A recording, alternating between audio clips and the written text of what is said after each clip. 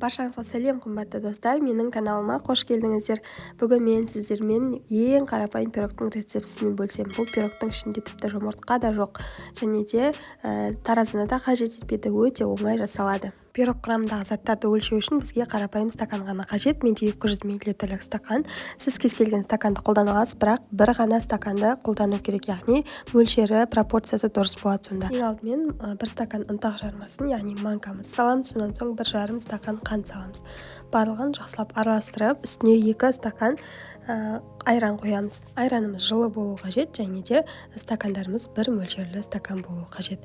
Барлығын жақсылап іртіксіз болғанға дейін араластырып 15 минутқа қойып қоямыз жылы жерге. Біздің ұнтақ жармамыз бұқтырылып, өзі бір жұмсақ күйге енеді.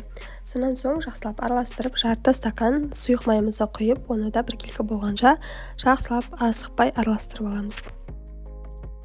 Енді толық бір стакан ұнымызды електен өткізе отырып, салып алып, венчиктің көмегімен оны да араластырамыз. Енді басқа бір таза құрғақ ыдысымызды алып, қамырымыздың жартысын осы ыдысқа құямыз.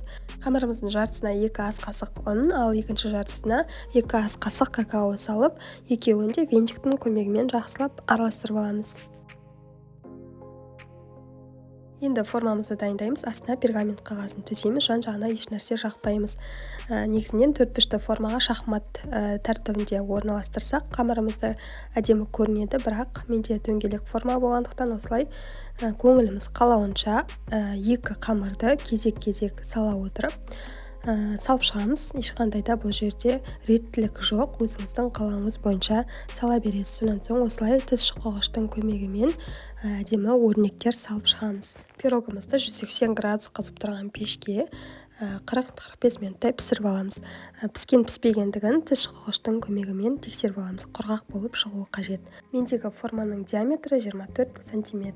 Мінекей біздің пирогымыз дайын болды. Осындай жұп-жұмсақ, нәзік болып шығады. Ішінде айран болғандықтан, манка болғандықтан енді жұмсақтығы керемет, дәмі де керемет.